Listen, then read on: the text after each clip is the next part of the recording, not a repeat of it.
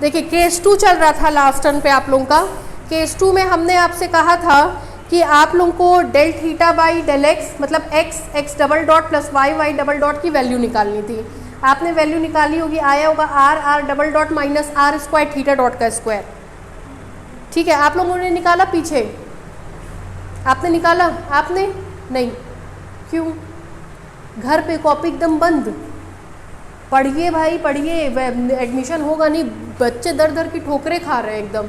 हमारे यहाँ की काउंसलर है, उसकी बहन ने पढ़ाई छोड़ दी थी बीएससी मैथ से। हमने कहा इस साल वो फॉर्म डालेगी, एमएससी फॉर्म डाली है, एंट्रेंस में आ गया नाम, तब भी एडमिशन डीडीयू में नहीं हुआ है।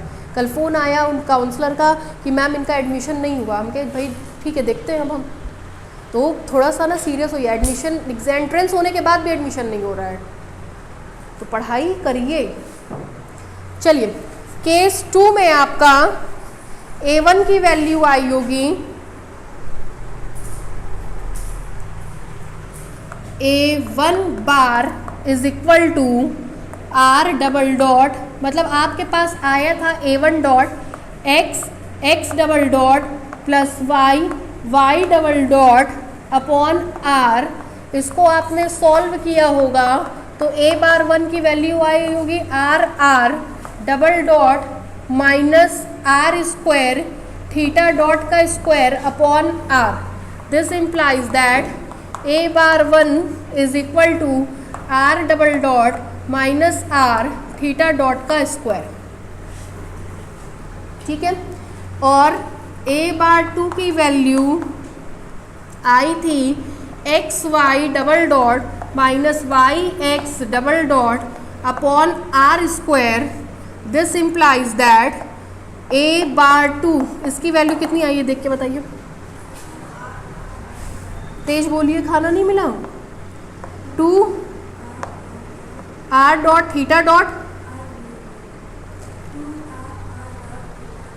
2 R dot theta dot 2 R dot theta dot फिर प्लस,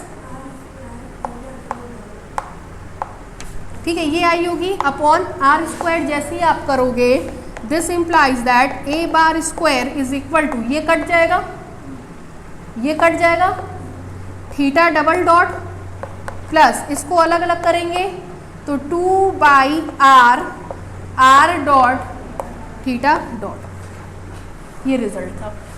ठीक है, नेक्स्ट क्वेश्चन। 2 क्वेश्चन है, एक हम कराते हैं, एक होमवर्क देते हैं हिंट दे करके। ठीक है, लिखिए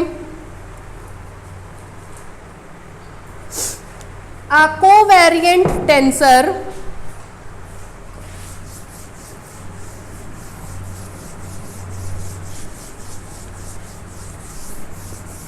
वर्णिता जब क्लास से निकलिएगा ना तो हमको कुछ बात करनी थी, हमसे बात करते हुए निकलिएगा। ठीक है, a covariant tensor has component, a covariant tensor has component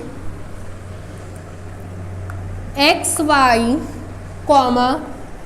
2y minus z square, xz in a rectangular coordinate system. In a rectangular coordinate system,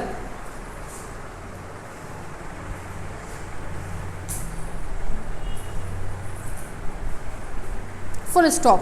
Determine its component, determine its component in spherical coordinate, in spherical coordinate r theta phi, in spherical coordinate r theta phi। चलिए पढ़ते तो है नहीं आप लोग, तो हम ही थोड़ा याद दिला दे पिछले टर्म पे क्या हुआ था। पिछले टर्म पे 2 डायमेंशन लेकर के चले थे।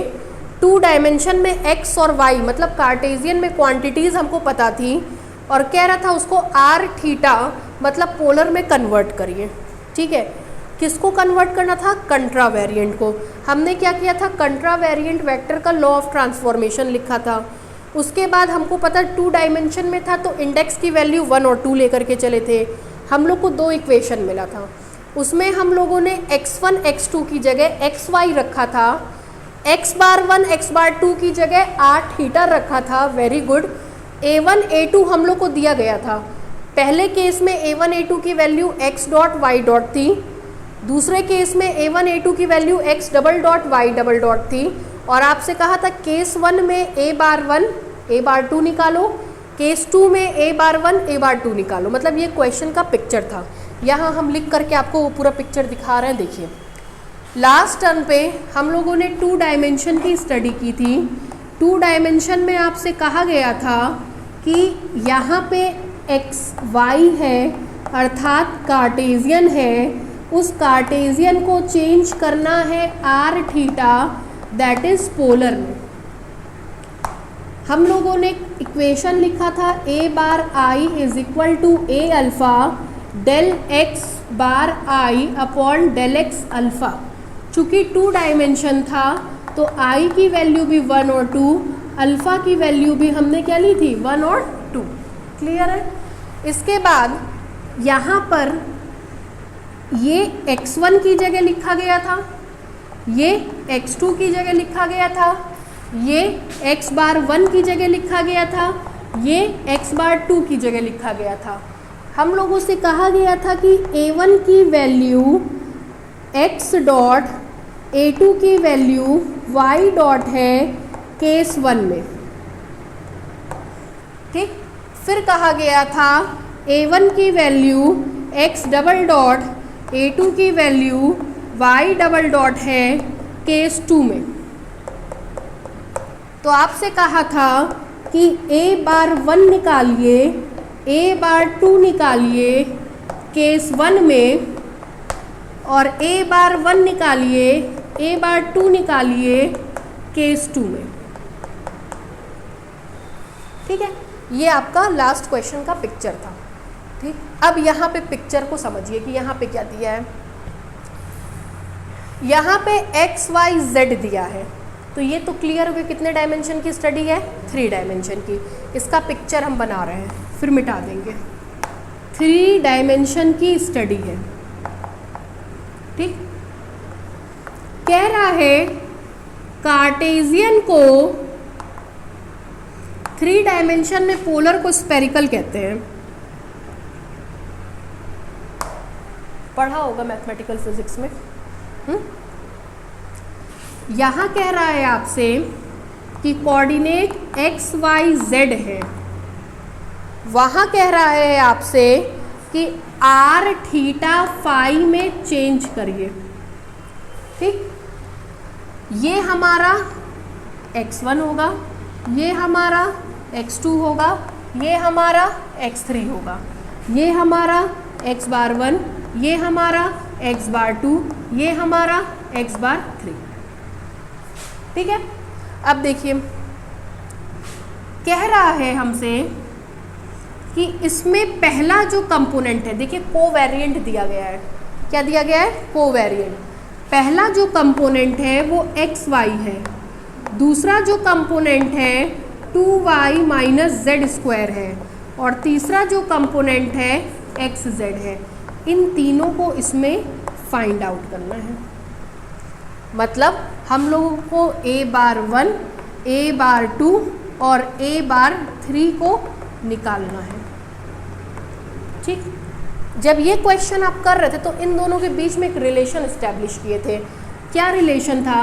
x is equal to r cos theta, y is equal to r sine theta.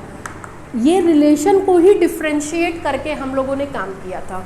तो ये तो क्लियर हो गया कि इसमें भी हमको रिलेशन चाहिए होगा। अगर हमको रिलेशन मिल गया तो हम सब काम कर ले जाएंगे। ठीक है, रिलेशन ही इम्पॉर्टेंट है। अगर आपको ये रिलेशन नहीं पता होता तो आप कभी भी del r upon del x, del r upon del y, del theta upon del x, del theta upon del y नहीं निकाल पाते। तो रिलेशन बहुत इंपॉर्टेंट चीज़ है। अगर हम इसमें रिलेशन आपको बता दें तो आप अपने आप del x upon del r, del y upon del r, del z upon del r, everything आप फाइंड आउट कर सकते हैं। तो वो रिलेशन ही इस क्वेश्चन का मेन की पॉइंट है। अगर इस तरह के क्वेश्चन में आप रिलेशन समझ गए कि रिलेशन क्या है तो आप कोई भी क्वेश्चन सॉल्व कर सकते हैं। ठीक है, रिलेशन अभी हम बता रहे हैं। शुरुआत कैसे करेंगे? हम लोग को कौन सा वेक्टर पता है? Covariant vector. कोवेरिएंट वेक्टर के लिए ट्रांसफॉर्मेशन क्या होता है? A bar i is equal to A alpha del x by del x. इसको बैलेंस करेंगे, अल्फा नीचे, इसको बैलेंस करेंगे, अल्फा नीचे है तो अल्फा ऊपर, इसको बैलेंस करेंगे बार के साथ आई। जहाँ पे 3 डायमेंशन है तो अल्फा का मान भी 1 2 3 और आई का मान भी 1 2 3। Is it clear? अब देखिए, this implies that a bar i is equal to, सबसे पहले हम लोगों ने कौन सा फॉर्मूला लगाया था? Einstein summation convention formula. Drop the summation and adopt the convention लगा दीजिए। अल्फा की जगह 1 del x 1 upon del x bar i plus A2 del x 2 upon del x bar i plus A3 del x 3 upon del x bar i. जहाँ i का मान क्या हो गया? 1 2 3। इसको कंसीडर कर रहे हैं इक्वेशन नंबर 1, इसको कंसीडर कर रहे हैं इक्वेशन नंबर 2। अब इसी में हम आई की जगह 1 रखेंगे तो पहला समीकरण, 2 रखेंगे तो दूसरा समीकरण, आई की जगह 3 रखेंगे तो तीसरा समीकरण। तीनों समीकरण बनाने चल रहे हैं। देखिए,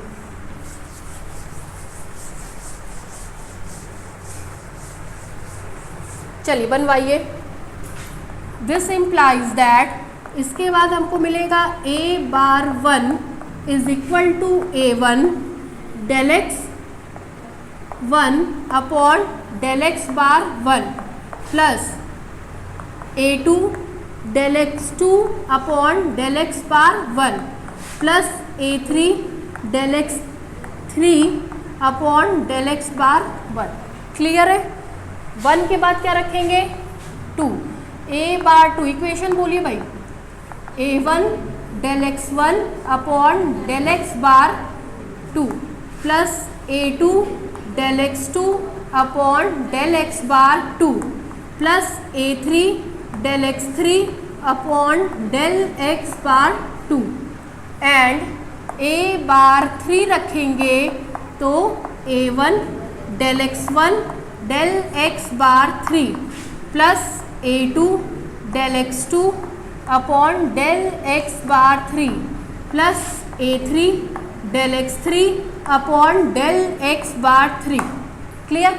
लेकिन अब देखिए, x1 की वैल्यू x, x2 की वैल्यू y, x3 की वैल्यू z, r की value x bar 1 theta, x bar 2 की वैल्यू थीटा, x बार 3 की वैल्यू 5। इस कॉम्पोजिशन को मान रहे हैं equation number 3। But x1 is equal to x, x2 is equal to y, x3 is equal to z and x bar 1 is equal to r, x bar 2 is equal to थीटा, x bar 3 is equal to 5 such that, हमको relation बताइए भाई, पढ़े हैं आप लोग, वरना sir से शिकायत करनी पड़ेगी।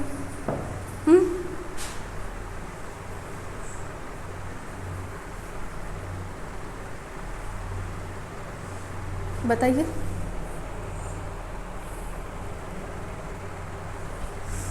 चलिए, x बराबर r sine theta cos phi, y बराबर r sine theta sine phi, z बराबर r कॉस थीटा। ठीक है, ये है हमारा इक्वेशन नंबर 4। ठीक है, ये इक्वेशन नंबर 4 आपको हर जगह रटा होना चाहिए, बिना इसको रटे आप आगे प्रोसीड नहीं कर पाएंगे।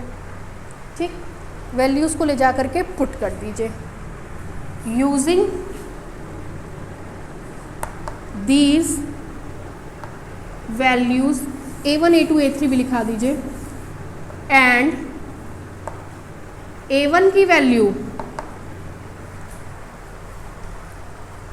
XY क्वेश्चन में दिया गया, A1 is equal to XY, A2 is equal to 2y minus z square, A3 is equal to XZ। ठीक, putting these values, putting these values in equation 3, we get। ये common phenomena था।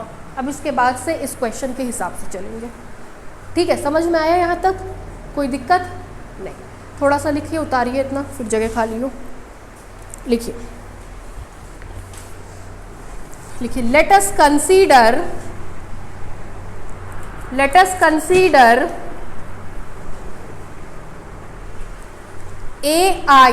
I नीचे, AI and A bar I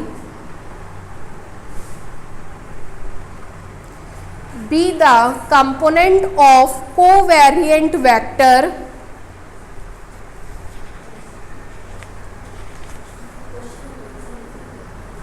tensor दिया है, लेकिन भाई tensor देने के बावजूद भी ये सब हमारा हम वेक्टर ही लेकर के चलेंगे, क्योंकि टेंसर होगा तो आगे बढ़े। मतलब ये क्वेश्चन टेंसर पे नहीं बनता है, हमेशा किस पे होगा? वेक्टर पे ही होगा।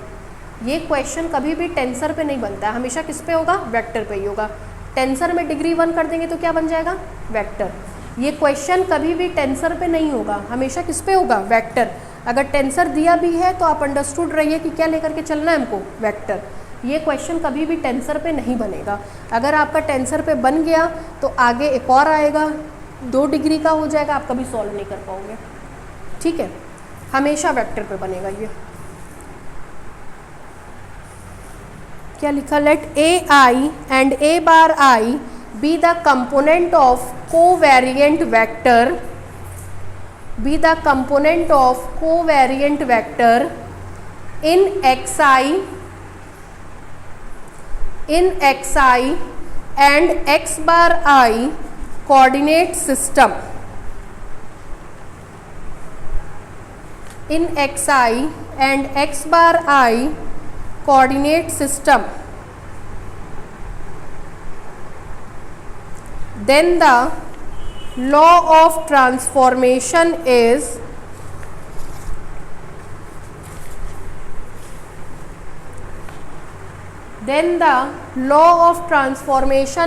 पूरा उतार लीजिए यहाँ से उतारिए और ये स्लॉट बना लीजिएगा यहाँ से।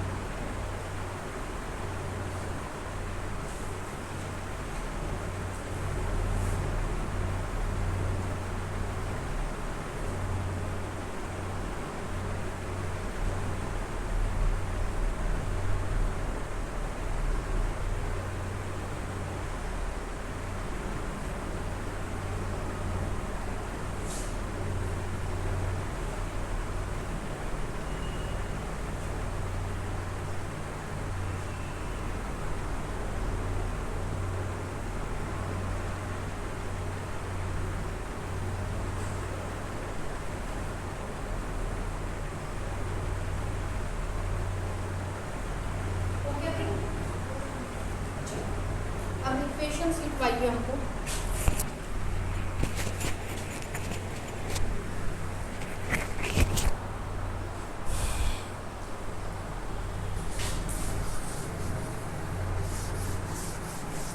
ये मिटा दें डायग्राम। इसमें से एक क्वेश्चन आपको मिल जाएगा, है ना। 3 है, 3 में से एक क्वेश्चन आता है और ये किसी बुक में नहीं दिया हुआ है, अलग से कराया गया है, आता है ये। कराइए, ये सारे मान ले जा करके इसमें पुट करा दीजिए हमको पहले। बताइए क्या आएगा। A⁻1 is equal to A1 की जगह XY, ठीक। डेल X X1 की जगह X, X⁻1 की जगह R, प्लस दूसरा है A2 की जगह 2y माइनस जेड स्क्वायर। उसके बाद है डेल X2 की जगह y, del y upon del X⁻1 मतलब डेल R, प्लस A3 की जगह है आपके पास XZ, साथ में आएगा del Z upon del R, ठीक। ये बहुत होश में लिखिएगा, एग्जाम में एकदम बेहोशी में मत लिखिएगा, जहाँ एक भी स्लॉट गड़बड़ हुआ रिजल्ट गड़बड़ आएगा। इसके बाद है A⁻2, बोलिए XY del X upon del theta plus 2y minus z square del Y upon del theta plus XZ del Z upon del theta, ठीक। A⁻3 is equal to XY del X upon del phi plus 2y minus z square del Y upon del phi plus XZ del Z upon, ये slot number मान ले रहे हैं 5, ठीक। ये सारा result आपका R, थीटा और फाई के टर्म्स में आना चाहिए। तो x की जगह हम जो मान ले रखे हैं समीकरण नंबर 4 में r sine theta cos phi put कर देंगे तो r थीटा फाई में कन्वर्ट हो जाएगा, ये भी r थीटा फाई में कन्वर्ट हो जाएगा, ये भी r थीटा फाई में कन्वर्ट हो जाएगा। बस सवाल ये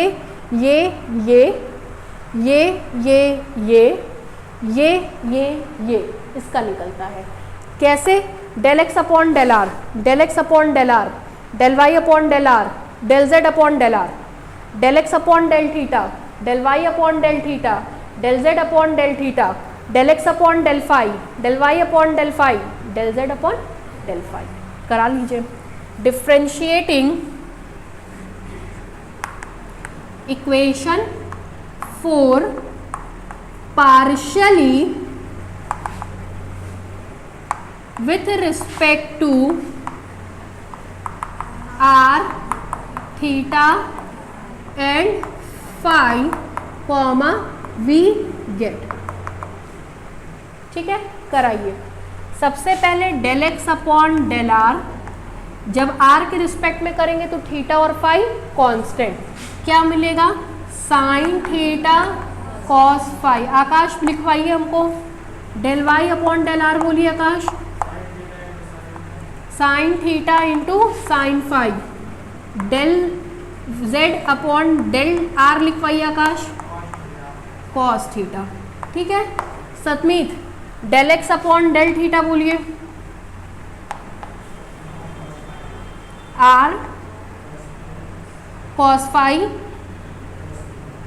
r cos theta cos phi, ठीक है। Del y upon del theta बोलिए सतमीत।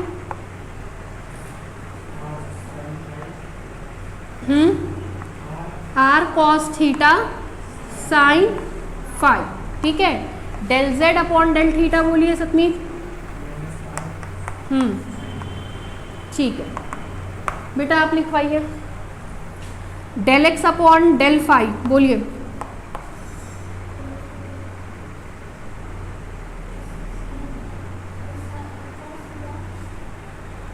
r किसके रिस्पेक्ट में है? बाकी सब constant, r constant, sine theta constant, cos phi का derivative minus sine phi del y upon del phi, बोलिए क्या आएगा, r sine theta cos phi, और del z upon del phi 0। ठीक है, ले जा करके सब पुट कर देंगे कहाँ, समीकरण नंबर 5 में। Using above values and equation 4 in equation 5 comma we get, एक हम कर रहे हैं, बाकी सब आप करेंगे। देखिए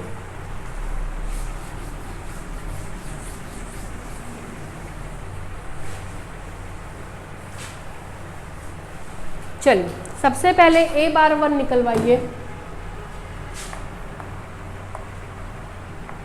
a bar 1 is equal to x की value r sine theta cos phi, del x upon del r की वैल्यू साइन थीटा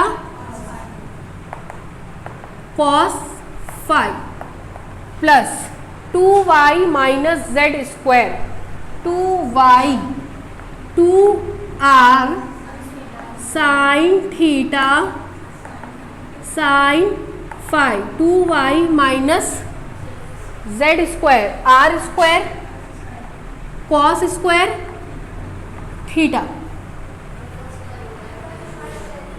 क्या कह रही है,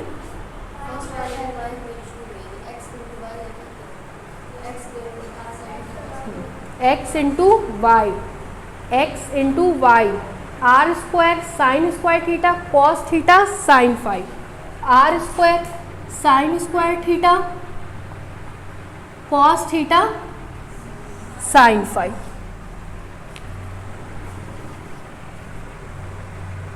कॉस फाई साइन फाई।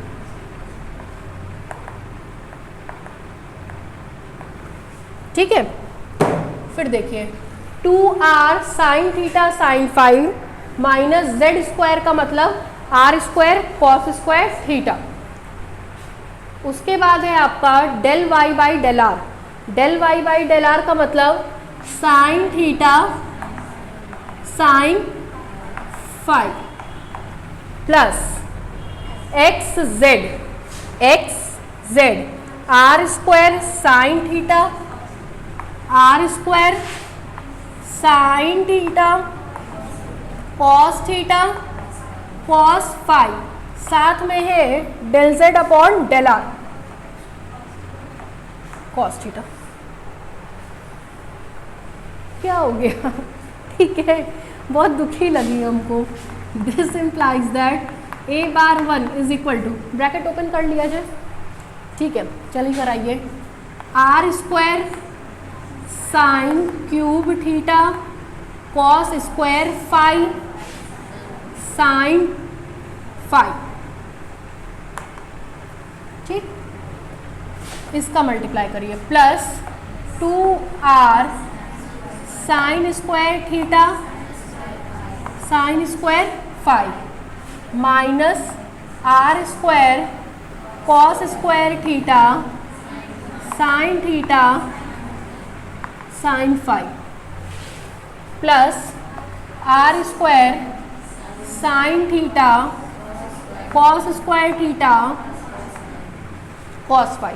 इसमें देख लीजिए कोई सॉल्व हो रहा है कि नहीं, नहीं हो रहा तो यही आंसर होगा। मेरे पास तो यही लिखा हुआ है आंसर, हम एक्सपेरिमेंट कर रहे हैं, देख रहे हैं कुछ हो सकता है सॉल्व हो जाए। इन दोनों में देखते हैं, कुछ खास नहीं मिलेगा।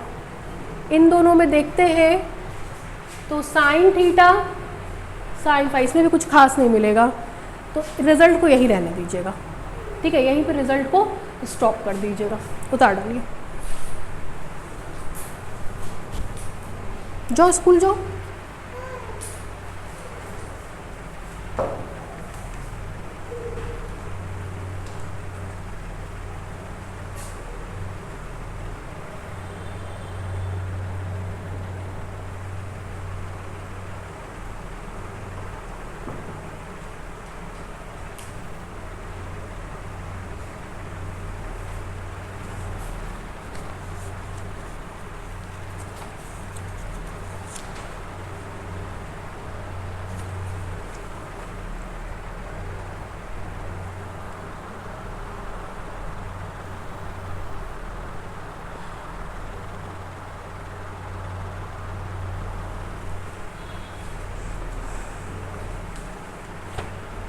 ठीक ऐसे ही A2 निकलेगा A⁻2 और क्या निकलेगा A⁻3। इसके बाद निकालना शुरू कर दीजिएगा, मतलब वेट मत करिएगा मेरा।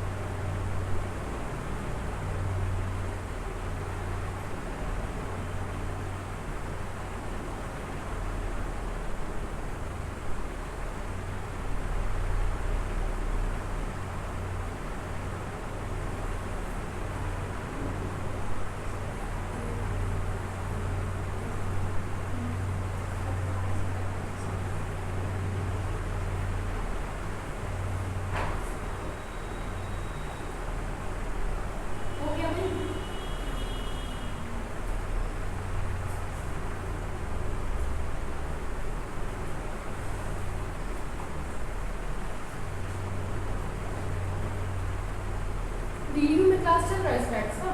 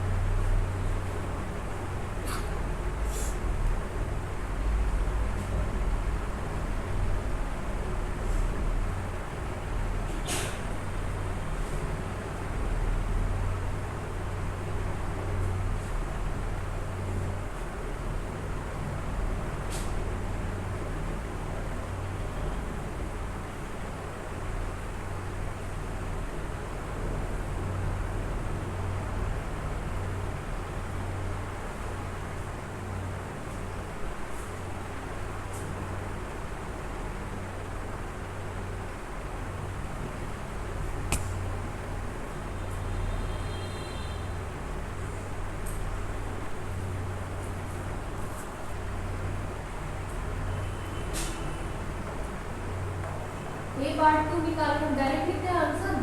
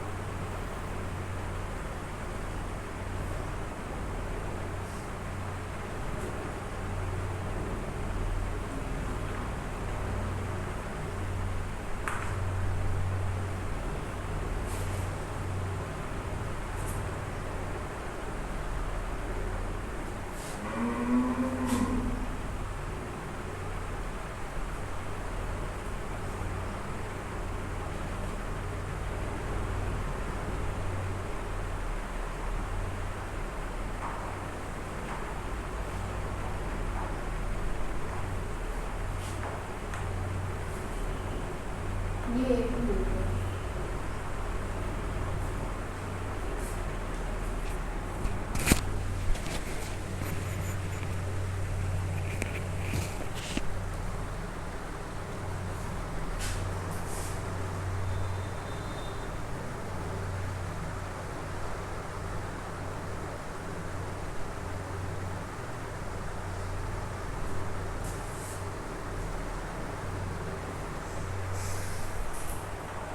कर लेंगे, हो जाएगा, सबका हो जाएगा। क्यों भाई आप लोगों का? आकाश करिएगा घर जा करके, ठीक है, कर लेंगे ना। ए बार 3 और निकालना रहेगा। ए बार 3 में एक टर्म क्या हो जाएगा? 0, ठीक है। एक क्वेश्चन इसी तरह से लिखिए, एक और क्वेश्चन लिखिए, वो आपका होमवर्क है।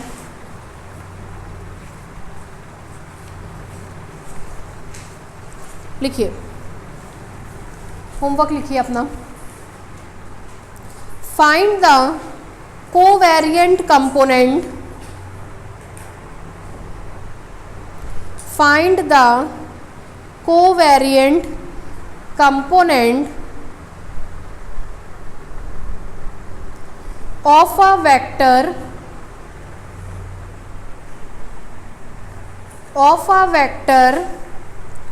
in cylindrical coordinate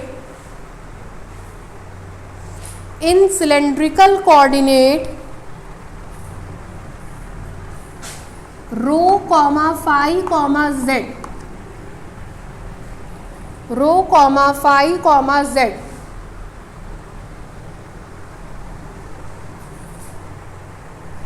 comma, if its covariant component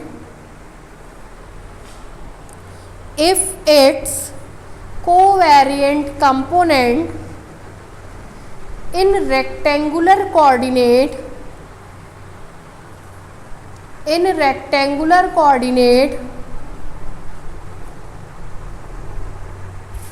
bracket में लिखिए x, y, z,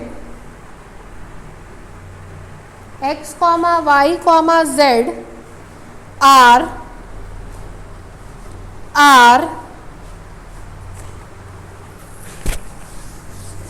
2 x minus Z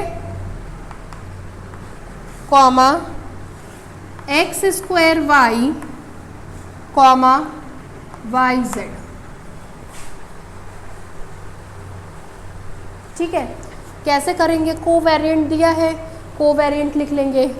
x Y Z 3 दिया है, आई की वैल्यू 1 2 3, अल्फा की value 1 2 3, x1 x2 x3 x bar 1 x bar 2 x bar 3। बस relation आपको बता दें, है ना? रिलेशन चाहिए होगा ना, अगर रिलेशन बताएंगे तभी तो डिफ्रेंशिएट करेंगे। हिंट में लिख लीजिए रिलेशन, x बराबर रो कॉस फाई, y बराबर रो साइन फाई, z बराबर z।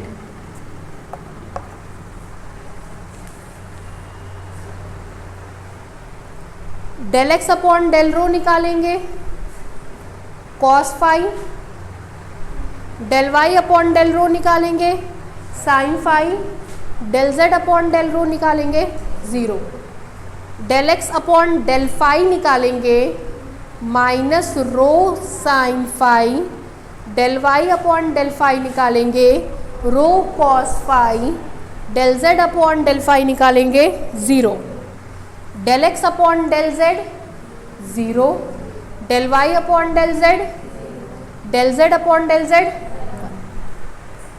ठीक है, बहुत आसानी से कैलकुलेट हो जाएगा क्योंकि ऑलमोस्ट टर्म क्या आ रहे हैं? 0 आ रहे हैं।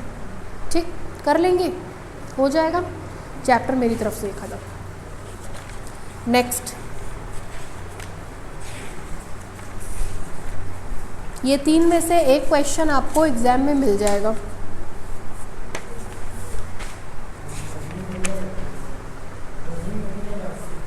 क्या चीज़? नहीं, ये आपको याद करके जाना है। हमने हिंट दिया है, क्वेश्चन पेपर वाले हिंट नहीं देंगे, ये आपको याद करके जाना रहेगा। चलिए,